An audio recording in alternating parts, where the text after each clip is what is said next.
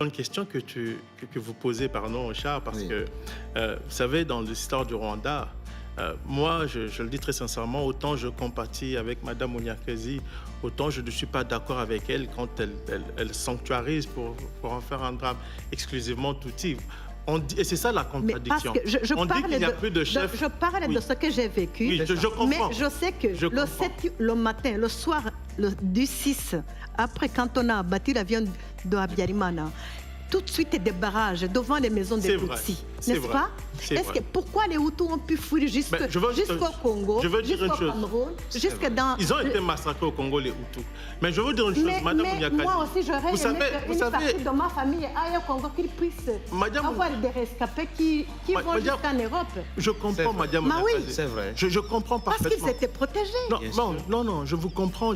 Moi, je vous dis, moi, je compatis avec vous, très sincèrement. Mais je vous donne un exemple. Mais je me demande pourquoi la famille du chanteur Corneille. Le père était Tutsi. Est-ce que vous étiez là, monsieur? Il a été... C'est Corneille qui raconte l'histoire. Comme vous, Corneille écrit un livre sur l'histoire de sa famille, sur son histoire.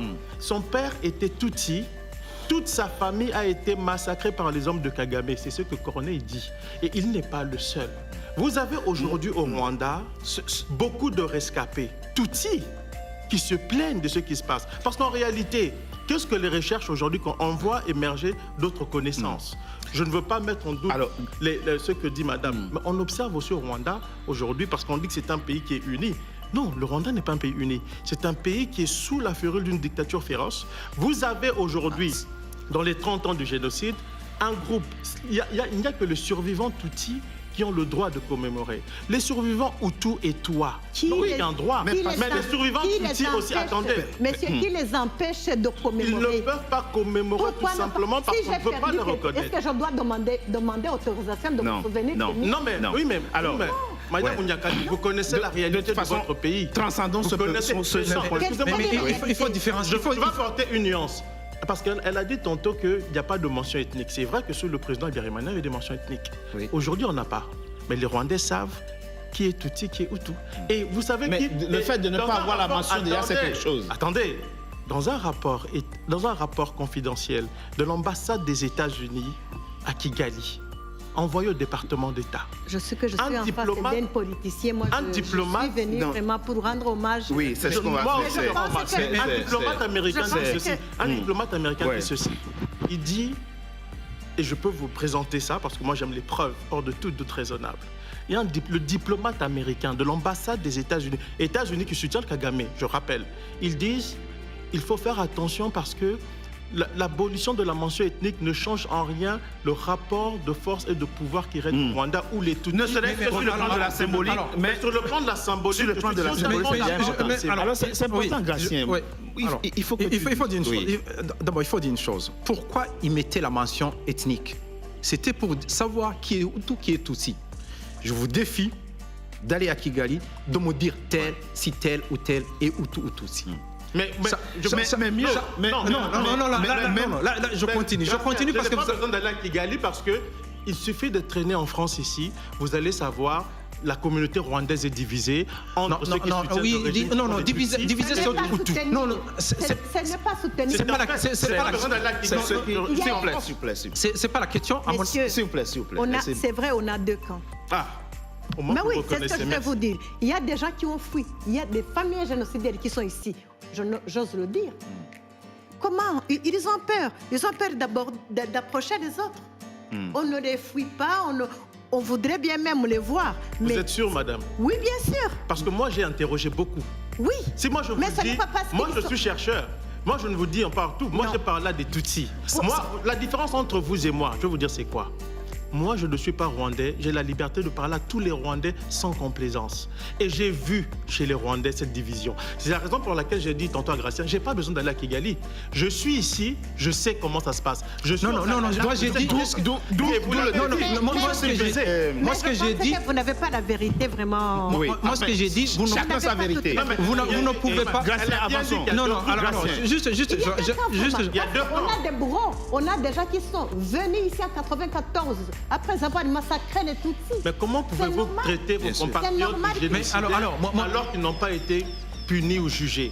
Vous allez dire que les médias... Parce que ceux qui sont partis, on n'a pas pu juger tout le monde. Alors je rappelle, vous allez dire que des dizaines de milliers de Hutus rwandais qui sont ici sont des génocidaires? Je n'ai pas dit tout. Mais il n'y a personne qui le dit au Rwanda. Personne qui le dit. Extrémistes Hutus. Personne ne le dit. Alors, je vais dire un mot. D'abord, ce que j'ai dit, d'abord, on ne peut pas les différencier facilement qui est Hutu et Tutsi. Et ce qui veut dire qu'aujourd'hui, au Rwanda, il suffit d'aller au Rwanda, discuter avec les gens. On peut revoir les gens. La fameuse dictature dont vous parlez, au Rwanda, quand on y va, on ne voit pas ces dictatures. Je pense qu'il y a beaucoup de pays, même y compris il y a même des officiers Hutus aujourd'hui. Bien sûr. C'est mélangé. Il y a même le ministre de la Défense. Le rapport américain dont je vous parle, justement. Le rapport dit ceci. Pas de rapport. Vous avez à la tête, quand vous voyez un Hutu au Rwanda, dans des postes de responsabilité, la personne qui vient juste après est un Tutsi et c'est lui qui détient le vrai pouvoir. Ce n'est pas moi qui le dis. Ça peut être un rapport. Comment est-ce que on sait bien ce que les Américains sortent. Alors, mais dans tous les cas, on a les Hutus qui ont des. D'ailleurs, on les différencie même plus. On a les gens qui ont des fonctions. Il y a des militaires, y compris. Figurez-vous que le général Guarafilita, qui était dirigeant du FPR, non du FDLR au Congo, on l'a ramené au Rwanda, il a eu des responsabilités, il est resté général. Exactement. Il y a des gens qui sont venus, il y a des militaires, il y a beaucoup de militaires Hutus au Rwanda. Et ce qui se passe au Rwanda, il y a un développement, il y a la liberté. Moi j'ai vu au Rwanda, critiquer le ministre. Monsieur Gratien, c'est la raison pour laquelle je vous dis justement que, en fait, vous me rejoignez sans vous en apercevoir parce qu'au final, en fait, la question ethnique, elle a toujours été accessoire. Il n'y a jamais eu. Moi, je n'ai pas. Avançons. Alors, on va avancer. Moi, j'ai une petite question. Oui. Je voulais savoir qu'est-ce qu'il a ce monsieur contre le Rwanda, contre... Pourquoi vous êtes acharné? Je n'ai rien contre... Je peux vous dire très sincèrement, Madame Munyakazi, je n'ai rien contre le Rwanda. Quand les bonnes choses se font au Rwanda, moi je salue. Moi, c'est par honnêteté intellectuelle. Moi, je n'ai pas... S'il y a des discours je n'ai pas une posture militante, Madame Munyakazi. À la différence... Mais elle a posé une question. Oui, mais moi je dis ceci. Je n'ai pas de posture militante. J'ai le regard d'un observateur qui a une distance par rapport aux événements. Mais moi, écoutez, vous venez de dire ici que vous êtes deux camps ici. Oui, c'est normal. Oui, c'est naturel. Non, c'est pas naturel. Ce sont les ethnies. Non, ici, ils ont deux camps. Aujourd'hui, la communauté rwandaise est divisée. Il est divisé. J'arrive. Oui, mais l'ethnie ne s'efface pas quand on quitte son pays. Mais elle vient de vous expliquer qu'on a aboli la mention ethnique. Oui, sur le plan de la symbolique.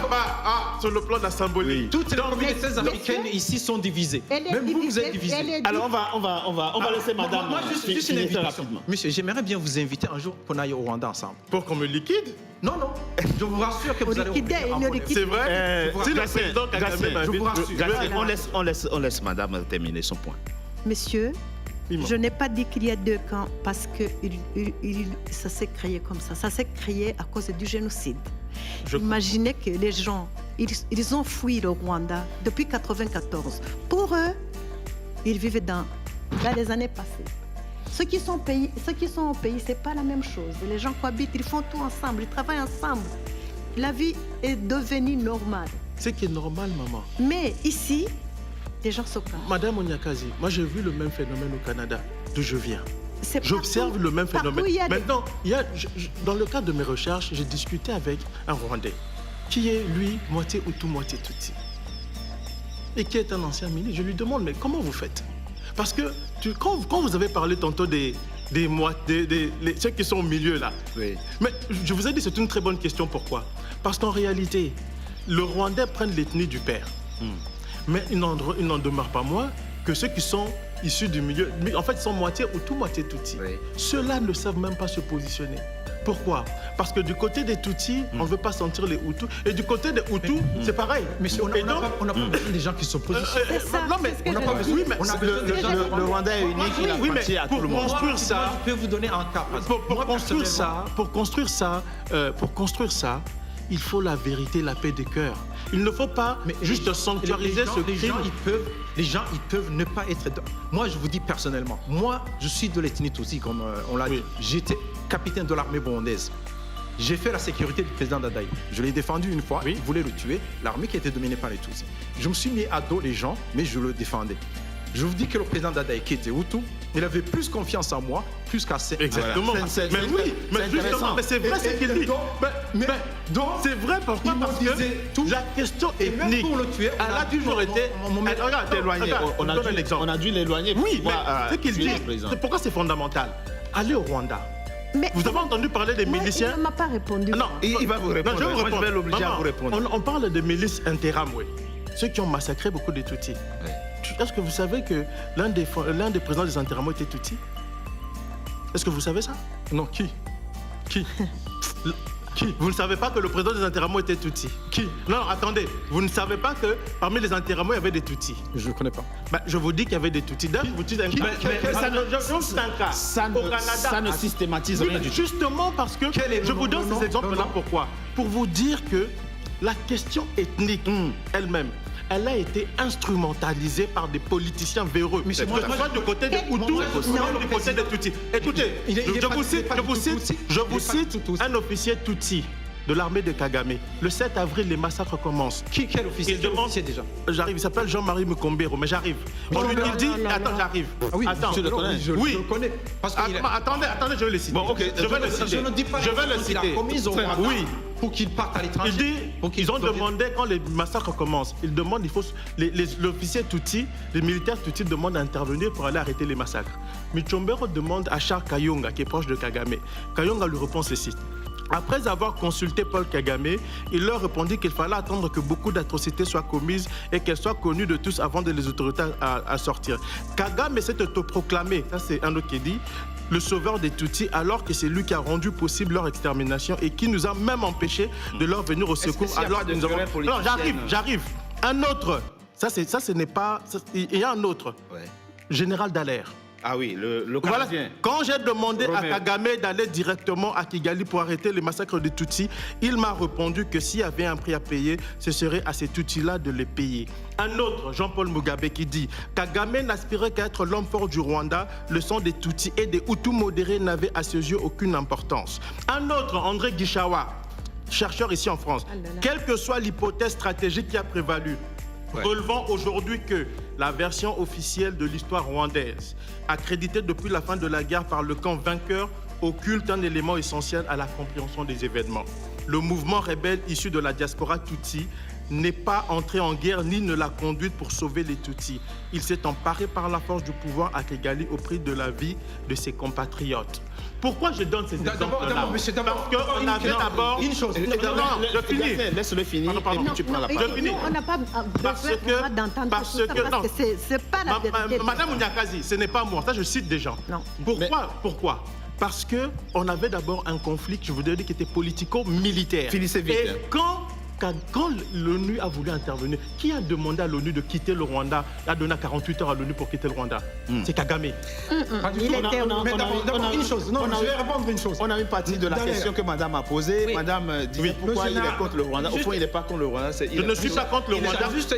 Madame Munyakazi, moi je vous dis, moi je suis même, je dis ici, je dis devant cette chaîne, moi je peux soutenir Madame Munyakazi dans ses actions pour les Tutsis, pour lui montrer que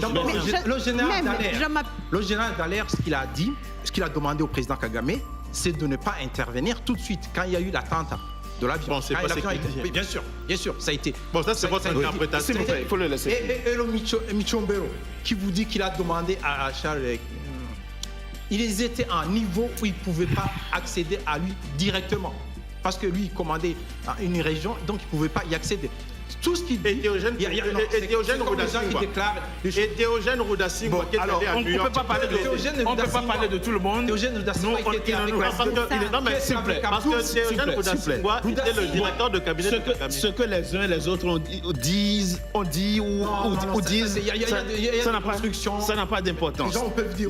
Oui, mais il y a des constructions, mais en réalité, pour sauver la RFR n'a pas commencé la guerre pour sauver les... Est-ce qu'aujourd'hui... Parce qu'il n'y avait pas des massacres. Merci Gatien. Merci Gatien Rudikiza. Madame, vous savez, même quand on parle de la Shoah, vous avez des gens qui demande de relativiser un peu les choses ne sont pas tout à fait passées comme ça. Donc c'est normal, ça fait partie de la dynamique, ça fait partie de la construction des faits historiques. Il faut l'entendre, il faut faire avec. Le plus important, la question la plus importante aujourd'hui, c'est comment vous réussissez à transcender les vieux démons. Quand je préparais cette émission, j'ai écouté le témoignage d'une rescapée qui dit: on est venu chez nous, ils ont tué ma mère, j'ai passé la journée à nettoyer l'appartement de son sang et le plus dur, c'est qu'ils ont donné son corps au chien. Et elle dit: je suis pas d'accord avec le mot génocide parce que ce mot-là ne dit pas tout ce que nous avons vécu. Et vous sentez qu'il y a de la douleur, de la colère, de la révolte. Parce qu'on est allé au-delà de l'horreur. Dans certains cas, en tout cas. La question, c'est comment on réussit à cimenter, malgré tout, l'unité, la cohésion et vivre avec les plaies du passé. Parce que la survie était nécessaire d'abord. Puisqu'il n'y avait pas... D'abord, moi, je suis en France, il y a d'autres qui sont dans d'autres pays, mais il y a des rescapés qui vivent au Rwanda. Bien sûr. C'était obligé. Moi aussi, je suis restée après le génocide parce que je devais prendre des informations où ils ont jeté les miens ou comment ils ont été tués, tout ça, bien que je ne suis pas parvenue. Monsieur, pour vous dire comment c'est très grave, les bourreaux, ils ne montrent même pas où ils ont mis les corps des nôtres. Ou bien, c'est comme... Vous n'avez pas eu droit au corps de vos 3 filles qu'ils ont tuées? Comment ça? Et comment ça? Vous ne savez pas où elles ont été enterrées? Ils vous disent dans des fosses, mais vous ne retrouvez aucun signe de toute ma famille, ni pour tous les Tutsis. Ils ont été machetés comme des déchets. Ils les ont jetés même dans les lacs, partout. Ils voulaient. Malgré tout, vous trouvez la force, vous continuez. Oui, malgré même des gens qui se permettent de parler sur le génocide qu'ils n'ont pas vu. C'est une horreur. C'est quelque chose qu'on ne peut pas se permettre de parler des rescapés, de parler du génocide des Tutsis. Et de dire que, voilà, je ne sais pas.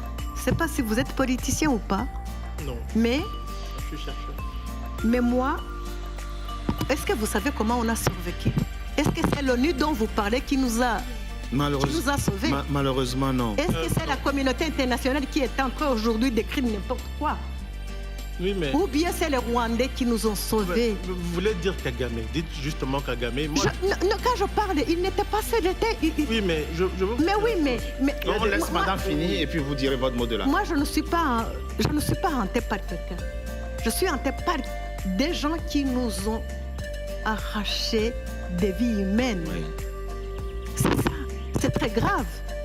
Qu'aujourd'hui on passe aux gens qui dirigent ou pas, mais sans penser comment ces gens sont aujourd'hui. Ces Nations Unies, il faut leur écrire que les rescapés, ils souffrent, ils ont souffert depuis 1994. Ils cherchent la force, ils ne cherchent pas à venir qu'on envoie des messages comme ça. On se souvient des Hutus, de toi. Moi, je n'ai pas vu de mes propres yeux et Hutus tués dans mon quartier, ni là où j'étais. Franchement, ça vous manquait. J'ai su que les politiciens ont été massacrés. Et c'est ce que je me disais avant le génocide. Je me disais, les hommes politiques, ils étaient en discorde avec le gouvernement qui était en place. On se disait, quand les miliciens chantaient toute la ville de Kigali, on se disait, c'est les politiciens qui vont s'attaquer eux-mêmes. Mais on ne pensait pas à tout le peuple rwandais, Tutsi, aux enfants, aux vieilles personnes, aux personnes handicapées, mais pour vraiment exterminer une race. Je ne sais pas si vous comprenez ça. Le reste, ça n'a pas d'importance. Moi, Richard, moi, juste ce que je voulais ajouter. Quant à savoir comment l'avion de Habyarimana a été abattu, un avion, combien d'avions sont écrasés? Est-ce que... Pour vous, c'est banal. Ça ne veut rien dire. Il est mort. Il est mort, d'accord. Il est mort, mais ça ne doit pas emporter 1 million de gens. Bien sûr. 1 million de citoyens comme ça, innocents, qui n'ont rien fait. Ok, ce qu'on peut dire, c'est que quand juste l'avion a été abattu, après quand le génocide a commencé, le 7, ce sont les combattants du FPR qui sont sortis de CND, qui sont sortis pour sauver les Tutsis qui étaient dans certains endroits. Et le président Kagame, il a lancé ses forces le 7, dans l'après-midi, pour sauver beaucoup de Tutsis. Il faut dire que il a sauvé s'il n'y avait pas l'intervention du FPR. Si, par exemple, contrairement à ce que les gens disent, comme quoi il a laissé tuer les Tutsis, s'il n'était pas intervenu, même en force, parce qu'ils sont arrivés rapidement à Kigali, il y aurait eu beaucoup plus de morts. Donc, on doit vraiment reconnaître, quels que soient les gens qui peuvent juger, on doit reconnaître que l'intervention de l'armée, la rapidité de l'armée a sauvé beaucoup de Tutsis du génocide. Mais, le point sur lequel je souhaiterais que vous nous apportiez votre analyse, c'est est-ce que nous sommes aujourd'hui en situation d'éviter ce genre de drame, quand on sait que même 10 ans après le Rwanda, on a eu le Darfour où il y a eu plus de 200 000 morts officiellement, et qu'aujourd'hui, dans l'est de votre pays, la RDC, il se perpétue des massacres que la communauté internationale, la même communauté internationale que Kofi Annan regrettait de n'avoir pas vu secourir les Rwandais. Est-ce qu'aujourd'hui, quelque chose a changé 30 ans après? La réponse est non. Tant que la réelle politique continuera à guider les décisions des États, je pense qu'on pourra revivre ces mêmes événements. Vous avez dit 10 ans après au Darfour, mais je vous rappelle que 2 ans après le génocide au Rwanda, les hommes de Kagame ont envahi l'est du Congo. Ils ont massacré systématiquement les hommes, les femmes et les enfants, Hutus et aussi les Congolais. Il y a un rapport de l'ONU qui s'appelle le rapport Mapping qui parle d'un possible génocide. Dans le cas de Kagame, ce n'est pas tout ce que je vous dis ici, vous aurez remarqué, je ne vous ai pas donné mon avis à part mes analyses des questions. Je vous donne des points qui sont vérifiables et précis. Moi, je n'ai pas une posture militante. Moi, je ne suis pas venu ici pour défendre un camp ou un autre. J'observe et j'analyse avec la plus grande rigueur les faits. Je peux me tromper, bien entendu, mais les faits restent les faits. Et donc, si on veut éviter ce genre d'événements, il faut éviter les comportements qui les génèrent. Au Rwanda, c'est une guerre qui a généré ça, qui est une guerre qui a culminé à l'assassinat d'un chef d'État. Et c'est l'ONU qui a dit qu'il y a un lien, que l'attentat est l'élément déclencheur du génocide. On a laissé faire au Rwanda pour des raisons de réelle politique. Je rappelle simplement, Richard, c'est très important de le dire. Au Rwanda, il y avait des casques bleus de l'ONU, comme il y en a aujourd'hui à l'est du Congo. Il y avait, dans tout le territoire congolais, il y avait les casques bleus de l'ONU. La fameuse opération La Minoire. Non, la Minoire. Ah, la Minoire d'abord. Oui, la Minoire. Il y avait la Minoire. Oui. Lorsque le génocide... Que Dallaire dirigeait. Exactement. Il dirigeait le commandement militaire, c'était dirigé par un diplomate camerounais, Jacques-Roger Boubou, qui a écrit un livre important qu'il faut lire. C'est très important, il faut écouter les Africains qui étaient témoins de tout ça. Alors, quand le génocide commence, la mission des Nations Unies au Rwanda n'intervient pas. Bien au contraire, les États-Unis et la Grande-Bretagne qui soutenaient Kagame ont fait pression pour qu'on réduise les casques bleus. Comment comprendre qu'une mission censée être une mission de maintien de la paix puisse être réduite, que ses effectifs soient réduits, alors que les gens sont en train de se faire massacrer. Qu'est-ce qu'ils ont dit les Français? Qu'est-ce qu'ils ont dit les Français? Pendant que les gens sont en train de se faire massacrer. Pourquoi est-ce qu'on a réduit les forces de la Minoire? Parce qu'il fallait permettre à Kagame de s'emparer du pouvoir par la force, parce qu'il avait une supériorité militaire par rapport aux forces armées rwandaises. Et une fois que Kagame est en position de prendre tout le pouvoir, vous savez ce qu'on a fait? On a voté un mandat, une nouvelle résolution de l'ONU pour remettre la même mission qui était sur place avec les mêmes règles d'engagement.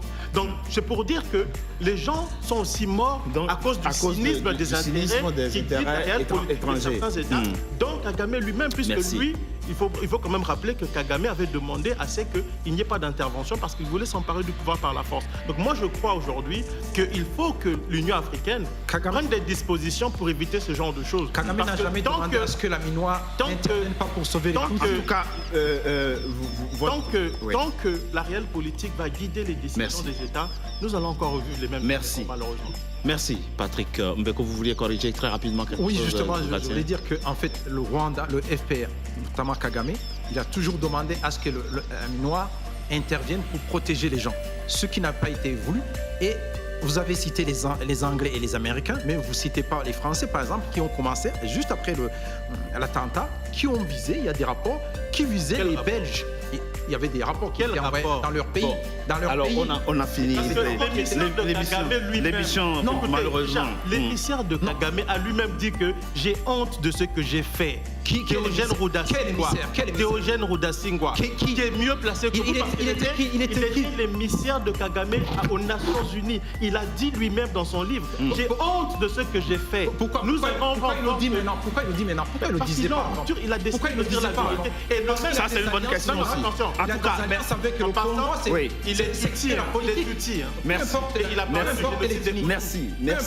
C'est parce qu'il veut arriver au pouvoir maintenant avec l'aide du Congo. C'est pour ça qu'il va dire n'importe quoi. Mais il ne le disait pas avant. Pourquoi les gens disent des choses? Mais est-ce que ce qu'il a dit est faux? C'est vrai. C'est faux. C'est faux en dire. Vous n'étiez pas là. Merci. Comme je disais, celui qui était l'émissaire de Kagame lui-même. Bon, alors, on a bien compris. Sur certains points, il n'y aura jamais alors, nous restons des frères. Absolument, totalement. Et je le dis, je le redis ici à Madame Onyakazi, sachez Madame que ce qui est arrivé à votre famille, moi, j'ai compati. Et comme pour tous les Tutsis, je le dis ici, si vous avez besoin de moi pour vous soutenir, sachez que je veux vous soutenir. Merci. Soutenir de comment? Merci. Vous n'aimez pas mon pays et comment vous pouvez me soutenir? Comment je peux soutenir votre pays? S'il y a quelque chose que vous n'avez pas suffisamment réussi dans cette émission, c'est de ne pas... Déjà, vous semez la haine entre nous. Aujourd'hui, on n'a pas ce discours de Hutu Tutsi. Moi, je suis appelée Tutsi parce que je suis rescapée.